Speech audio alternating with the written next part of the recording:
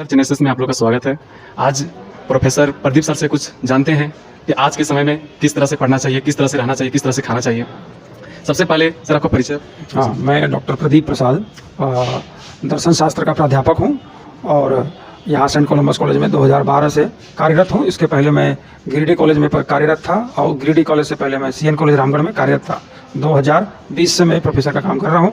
लगभग 22 साल इस प्रोफेशन में हुआ है और जितना मैं जानता हूँ उसके अनुसार से मैं बोलने में हिचकिचाहट मुझे नहीं होती है और जो प्रश्न करेंगे उसका मैं उसी का जवाब देते रहूँ। सर दर्शन शास्त्र में बहुत बड़ा सवाल है कि मैं कौन हूँ। अगर यदि इंसान जान ले तो कभी भटकेगा नहीं। सर इसके बारे में थोड़ा सा कुछ बताइए। हाँ, व्यक्ति केवल शरीर से बना हुआ नहीं है। व्यक्ति शरीर के साथ साथ उसमें चेतना है, आत्मा है, जो हम लोग दूसरे भाग से कहते हैं कि ये परमात्मा का अंश है। वो जो अंश है वह बहुत बड़ी शक्ति है और उसी शक्ति को ये शरीर घेरे हुए है। अब घेरे हुए शरीर है तो शरीर की भाषा में हम लोग बात करते हैं कि मैं मोटा हूँ, मैं पतला हूँ, मैं गोरा हूँ, मैं बड़ा हूँ, मैं नाटा हूँ। तो शरीर ये जो घेरा हुआ है वो शरीर की भाषा है। जो आपके पास चेतना है, आत्मा है, परमात्मा का अंश है, उसकी भाषा वो नहीं है। उसी को निखारना जीवन का कर्तव्य है, जिसको दूसरे भाषा में आप कह सकते हैं कि मोक्ष की प्राप्ति करना है, उसी आत्मा का परमात्मा से मिल जाना है। तो वो जो अध्यात्म का शक्ति है, जो आपके पास चेतना की शक्ति है, उस चेतना में जितना निखारपन ला पाइए तो अध्यात्म से मिलेगा भी, मोक्ष की प्राप्ति भी होगी और अपने जीवन में जो शरीर से जो चिपके हुए हैं वो सभी शरीर से दूर भी होंगे और शरीर से जितना दूर होंगे आप उतने आप ईश्वर के पास पहुंचेंगे, ईश्वर से नज़दीक होंगे और उतने ही चेतना को आप ठीक से समझ पाएंगे। सर सबसे बड़ी बात है कि आज सेंट कोलंबस कॉलेज में बहुत सारे ऐसे बच्चे हैं जो नहीं पढ़ पाते हैं। कहीं ना कहीं बहुत का एडमिशन नहीं हो पाता है क्योंकि यहाँ पे बहुत ऐसे बच्चे चुने आते हैं। कई सब तो आ नहीं पाते हैं क्योंकि यहाँ पे देखते हैं बहुत बच्चे सोचते हैं कि हम यहाँ पे एडमिशन करवाएं क्योंकि यहाँ का जो शिक्षा पद्धति है वो बहुत ही बेहतरीन है। तो सर इसमें सबसे बड़ी बात है कि कहीं ना कहीं किस तरह से बच्चे को अगर यदि यहाँ पे नहीं पढ़ा हो पा रहा है, कहीं दूसरा कॉलेज में जिस तरह यहाँ पढ़ाई होता है दूसरा कॉलेज में नहीं हो पाता है। सर इसमें कैसे बदलाव किया जाए? देखिए, एक तो है कि बच्चे गांव से निकलते हैं। गांव से निकलते हैं तो कहाँ पढ़ना चाहिए, कौन सा इंस्टीट्यूट अच्छा है, कहाँ शिक्षक अच्छे हैं और किस संस्थान अच्छे हैं, ये जानकारी का अभाव रहता है। तो दोस्त यारों से सुना है कुछ लोगों ने कि भाई सेंट कोलंबस बहुत अच्छा कॉलेज है, 100 साल से ऊपर का कॉलेज है और वहाँ पढ़ाई जो हो रही है वो उत्कृष्ट रूप से हो रही है, शिक्षक अच्छे हैं। लेकिन लड़कों को या बच्चों को जो गाँव से बिलोंग करते हैं उनको ज्ञान का भी अभाव है। जो सुना है उसके आधार पर यहाँ पर अप्रोच करते हैं। लेकिन चूँकि विश्वविद्यालय की सबसे बड़ी कॉलेज है, सबसे पुराना कॉलेज है और यहाँ इस कॉलेज में जो विद्यार्थी निकले हैं पास आउट हो करके वो देश में विदेश में अच्छे अच्छे पद पर सब काम कर रहे हैं और हमको लगता है कि सबसे ऊपर से ऊपर तक के पद यहाँ पढ़कर निकले हैं वो हासिल किए हैं। तो ये लड़कों के लिए ये प्रेरणा का स्रोत तो है ही कि भाई हम अच्छे कॉलेज में पढ़े और अच्छे हमारा करियर बने, हम अच्छे परिवार चलाएं, अच्छे पैसे कमाएं। तो पैसा कमाना ध्येय नहीं है। जीवन को संतुष्ट रूप से संतोषजनक जीवन अगर हम मैंने खा पी कर अच्छा जीवन व्यतीत कर लें, यही है संतोषजनक जीवन। क्योंकि खूब पैसा कमाना तो टाटा बिरला भी कमा रहे हैं, फिर वो अंबानी भी कमा रहे हैं, लेकिन वो अगर संतुष्ट नहीं है तो सफल हो सकते हैं लेकिन संतुष्ट नहीं हो सकते हैं। तो सफलता का मार्ग केवल पैसा नहीं है, सफलता का मार्ग केवल सुख नहीं है। सफलता का मार्ग है कि आप अपने जीवन को संतोष जीवन जिए और साथ साथ जीवन जिए के साथ साथ है कि अपने इर्द गिर्द जो गुणवत्ता है, गुण है, आप उसको डेवलप करें। यानी आप समाज में जिए तो केवल अपने व्यक्तिगत जीवन ना जिए बल्कि समाज को लेकर एक सामूहिक जीवन जिए। तो उससे लगेगा कि मैं अपना भी जिया हूँ और समाज में भी जिया हूँ। सर शिक्षा पद्धति जो आज हम लोग पढ़ रहे हैं, क्या इसमें बदलाव करना चाहिए? क्योंकि बदलाव इसलिए करना चाहिए क्योंकि देखते हैं हम लोग अपना भाषा नहीं, जैसे मान लीजिए कि कोई उर्दू पढ़ रहा है, कोई हिंदी पढ़ रहा है, कोई इंग्लिश पढ़ रहा है, मतलब हम लोग एक चीज़ पर निर्भर नहीं है।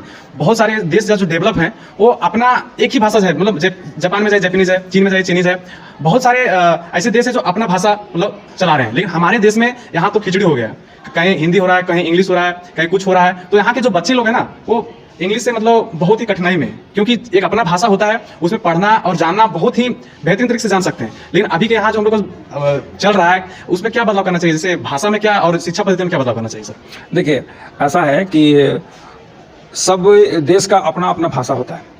हम लोग अपनी जो संस्कृति है, संस्कृति का मतलब केवल हम लोग समझते हैं कि ट्रेडिशनल जीवन नहीं है।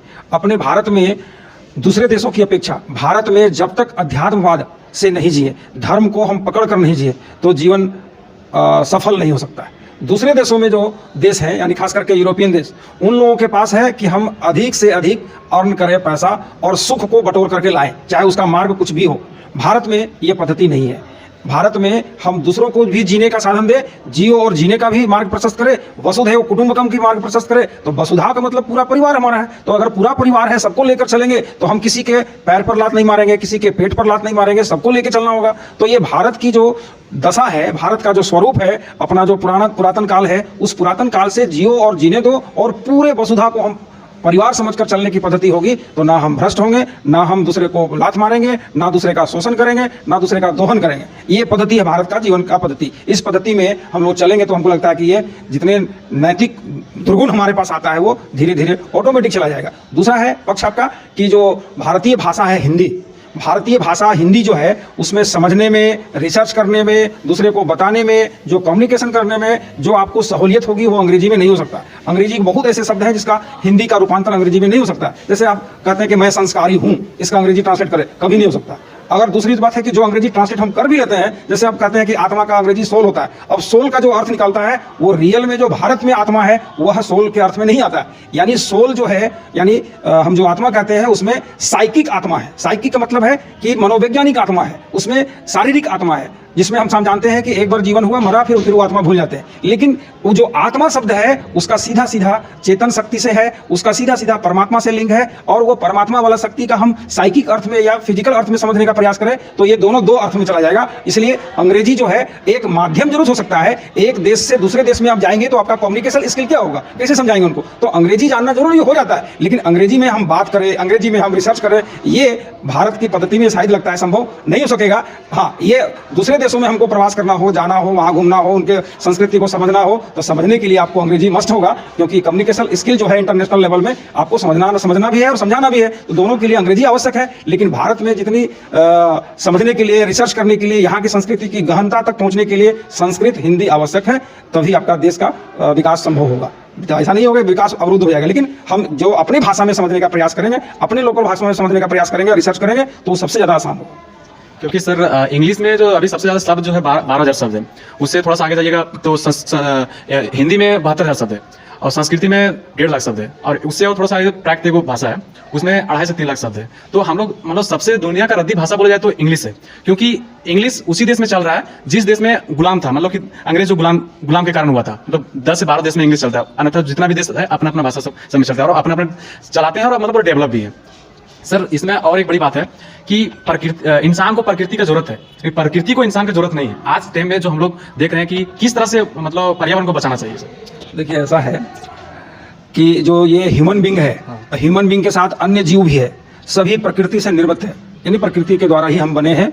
और हम जब हमारा नाश होगा या कोई जीव जंतु का भी नाश होता है तो वो फिर प्रकृति में मिल जाता है। तो जिससे हम बने हैं उससे इतराना क्या, उससे घबराना क्या, और उससे हमको किसी तरह का अहंकार करना क्या, क्योंकि हमको तो मिलना उसी में है, निकले भी हम उसी से हैं। तो प्रकृति के साथ में समन्वय बनाकर रखना, प्रकृति का दोहन नहीं करना, प्रकृति का शोषण नहीं करना, और प्रकृति के साथ हम समन्वय बना के, समन्वय का मतलब एकाएक हम पेड़ को नहीं काट सकते, क्योंकि अचानक आपका ऑक्सीजन की कमी हो जाएगी, CO2 बढ़ जाएगा। तो ये प्रकृति का जो इनबैलेंस है वो इनबैलेंस बढ़ने से आपके लिए, ह्यूमन बीइंग के लिए और पूरे जो जीव जगत है उसके लिए इनबैलेंस हो जाएगा। और इनबैलेंस हमारे लिए बहुत खतरा है, जिसमें आप लोग देख रहे हैं कि अभी बड़ा बड़ा घटना घटती है अचानक कि भाई बाढ़ आ गई खूब, फिर वो थंडरिंग होता है या फिर अन्य जो घटनाएं अभी प्रकृति के द्वारा हो रही है, ये इनबैलेंस के कारण ही होता है। तो अगर हम इनबैलेंस प्रकृति के साथ नहीं बनाते हैं तो आने वाला हमारा जो विकास कर रहे हैं वो विनाश है, विकास नहीं है। सर एक और सबसे बड़ी बात है कि हम लोग स्टूडेंट अभी जो विद्यार्थी हैं मतलब कि लक्ष्य नहीं हासिल कर पाते हैं, मतलब भटक जाते हैं। और कहीं ना कहीं देखते होंगे आप कि बहुत ऐसे बच्चे हैं जो अपना लक्ष्य भटकने के कारण से वो सही जगह पे नहीं जा पाते हैं। सर इसमें किस एज में जो भटक जाते हैं और उस एज बीतने के बाद पता चलता है कि ये हम लोग गलती की है, ये मतलब क्या करना चाहिए इस बच्चे लोग के जो मतलब कभी वो भटके ना? सर इसमें देखिए ऐसा है कि हमारी प्रथम जो साला है शिक्षा का वो माँ है और घर का परिवार है। आपके परिवार में किस तरह की संस्कार मिला है, किस तरह के शिक्षा मिला है, जिससे आप पहले जो युवावस्था में आते हैं भटकाव ना हो। उसके बाद जैसे ही युवावस्था से हम यौनावस्था में आते हैं तो यौनावस्था में भटकाव होने का कारण कई कारण है।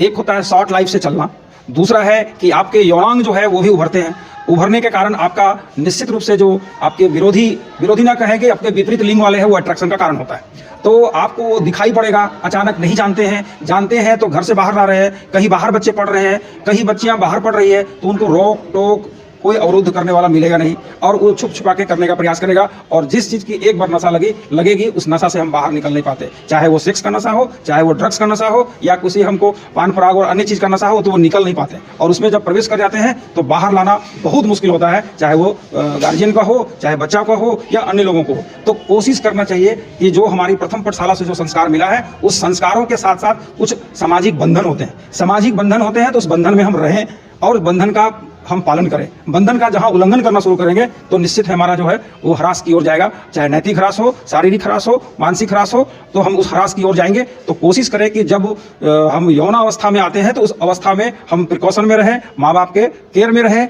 गार्जियन के केयर में रहें। और हमको लगता है कि केयर में अगर रहते हैं तो मुझे लगता है कि भटकाव का रास्ता ना अपनाकर हम संस्कार का रास्ता चलेंगे, हम पढ़ाई के रास्ता में चलेंगे, हम अनुशासित रास्ता में चलेंगे, संयमित जीवन जिएंगे, तो लगता है कि ये भटकाव होने का कारण ही नहीं हो सकता है। और फिर हमारा जो लक्ष्य होगा, हमारा जो गोल होगा, जो हम कैरियर के प्रति हमारे जो निष्ठा होगी, उस निष्ठा के प्रति हम निष्ठावान होंगे, तो मुझे लगता है कि वो गोल हासिल कर लेंगे।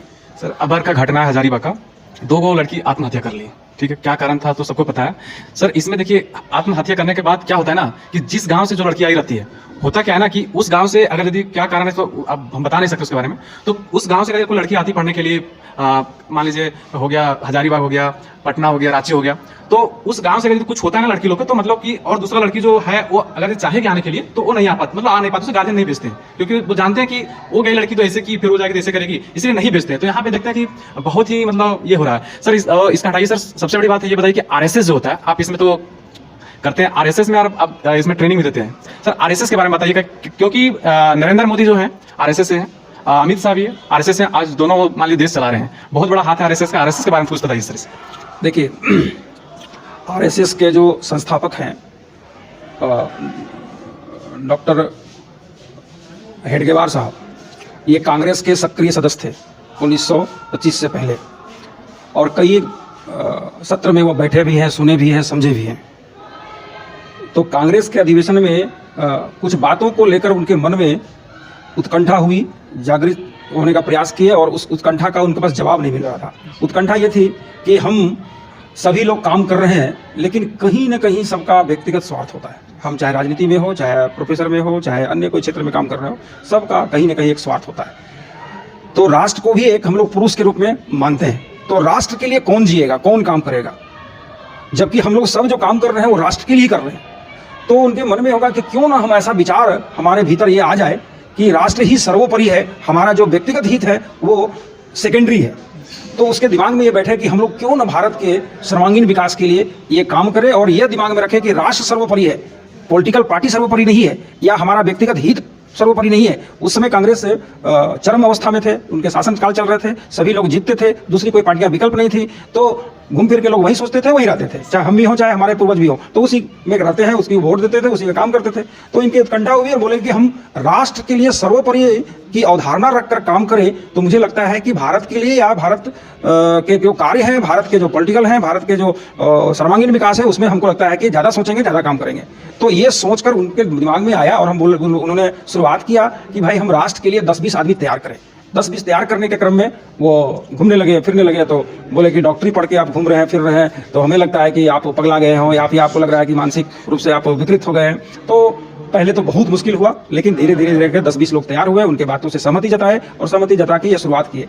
तो राष्ट्र को सर्वोपरि स्थान रखकर इन्होंने कार्य शुरू किया, और बोले कि हम बहुसंख्यक जो हिंदू जाति है, संप्रदाय हैं, तो हिंदू जो है अधिकतर संख्या होते हुए भी हम जाति में इतना विभक्त हैं, इतने आपस में हम लोग कटुता है, इतना विद्वेष है, इतना सांप्रदायिक सोच है कि हम एक दूसरे को नीचा समझते हैं, किसी को ऊंचा समझते हैं, किसी को हेय दृष्टि से देखते हैं, किसी को कहते हैं अपर कास्ट है। अरे भाई, सब जन्म लिए हैं, सभी भारतीय हैं, ये भावना कहाँ आएगा। तो ये सोच करके हिंदू लोगों को जो जाति में विभक्त थे और जातियों का स्थान ऊंचा नीचा था, आप जानते हैं सनातन काल में एक वर्ग की व्यवस्था थी, ब्राह्मण क्षत्रिय वैश्य, जो अभी उसी को जाति रूप दे दिया है, ये विकृत रूप ही है। तो वो उस वर्ग को लोग जाति में विभक्त करके आपस में इतनी कटुता थी कि भाई वो नीच जाति के है तो वो कुआं में नहीं चढ़ेगा, तो तालाब नहीं आएगा, कुआं धुआता था, तालाब पानी निकाला जाता था। तो ये जो धारणा था, इसको हटाने का प्रयास करने के ध्येय लेकर, वो गोल लेकर वो शुरू किए काम। और आज आप देख रहे हैं कि वो सर्वोपरि पूरा राष्ट्र के छा गए हैं। और हमको लगता है कि आने वाला काल इसमें इनका होगा। और हम ये नहीं कहेंगे कि ये शासन करने के लिए कर रही है, ये भारत में एकत्रित होकर एक सोच, एक बढ़े, और जिसको दूसरे भाषा में कहते हैं संगच्छध्वम संवदध्वम, मतलब एक बोलिए, एक सोचिए, एक चलिए। ये आसान नहीं है, जीवन लग जाएगा, फिर भी ये एक होने में, और उसी के प्रयास में चली है। हमको लगता है 2025 में इनका 100 साल होने वाला है, शताब्दी वर्ष आने वाला है। हम लोग कोशिश करें कि ये राष्ट्र की सर्वोपरि मानकर ये विचारधारा को हम लोग, जिसको दूसरे भाषा में राष्ट्रवाद कहते हैं लोग, और इसको लेकर चल रहे हैं, और हम लोग भी उसी में काम कर रहे हैं। उसी का भी हम एक घटक बने हैं। मैं भी उसी में जो सामूहिकता का बोध, एक साथ चलने का बोध, सनातन धर्म का विचार का प्रचार प्रसार, वसुधैव कुटुंबकम, जियो और जीने दो आदि अवधारणा इसमें सम्मिलित है। इसको लेकर हम लोग आगे बढ़ रहे हैं। सर एक सवाल लास्ट है कि सर हम लोग मान लीजिए कि आपका एज अभी 60 से 65 होता होगा, है ना, तो आप मतलब बचपन से अभी तक जो हम लोग, आप जो मतलब मान लीजिए अभी यहाँ तक अनुभव जो सीखे हुए हैं, उसमें क्या करना चाहिए, कैसे रहना चाहिए, कैसे खाना चाहिए, कैसे सोना चाहिए, है ना, किस तरह से हम लोग को जीवन जीना चाहिए, और हम लोग क्या उसमें गलती नहीं करना चाहिए, मतलब कि जीवन को अच्छा से जी सकें, कैसे रह सकें, कैसे खा सकें, है ना, और किस तरह से मतलब जगह पे मान लीजिए कोई होता है ना कि कहीं कहीं कोई गलती करता है कि हम 22 साल 20 साल मतलब नौकरी लेने टाइम में कोई गलती कर देता है कि नहीं ले पाता है, पढ़ने टाइम में नहीं पढ़ पाता है, तो इसमें सर आपने कहाँ मतलब कि ऐसा होता है कि उसमें जगह पे गलती नहीं करना चाहिए हम लोग को? देखिए ऐसा है, ये जीवन जो मनुष्य का जीवन मिला है, तो कुछ ना कुछ पूर्व जन्म में हम लोग, ऐसा हमारी अवधारणा है कि अच्छे कर्म किए होंगे तब ये जन्म मिला है। तो ये जन्म जो मिला है उसको कैसे हम एंजॉय करके जिए, कैसे हम सफल होकर जिए, ये कर्तव्य का पालन भी करना है। तो कर्तव्य का अगर पालन अब करते हैं कि हमको किस समय क्या करना चाहिए, जैसे अभी मान लीजिए कि हमारी माँ बीमार हो तो बीमार माँ को हमको देखभाल करनी चाहिए। हमारा कॉलेज में ड्यूटी अलॉट है कि भाई आपका क्लास इस समय है तो हमको क्लास जाना चाहिए। हमको इस समय पत्नी की सेवा करना चाहिए, इस समय हमको घर जाना चाहिए, अपनी माँ की सेवा करना चाहिए, इस समय समाज सेवा करना चाहिए, इस समय कॉलेज सेवा करना चाहिए। तो ये सभी तय है, और सभी तय समय में अपने कोशिश करना चाहिए कि तय समय में हम अपने कर्तव्य का पालन करते चले जाएं। अपने मार्ग का अवरुद्ध जो है उसको अपने आप हटते चला जाएगा। अगर आप कर्तव्य से जहाँ भटके, इसका मतलब है कि नैतिक जो गुण है उसका ह्रास हो रहा है, और नैतिक गुण आप में कमी हो रही है। कर्तव्य का पालन करते जाइए। तो मुझे लगता है कि भगवत गीता का जो बहुत बड़ा वक्तव्य है कि बिना फल की इच्छा का आप कर्तव्य का पालन करिए, तो मुझे लगता है कि सफल होंगे। चलिए मिलते हैं अगले मुद्दे नए वीडियो में।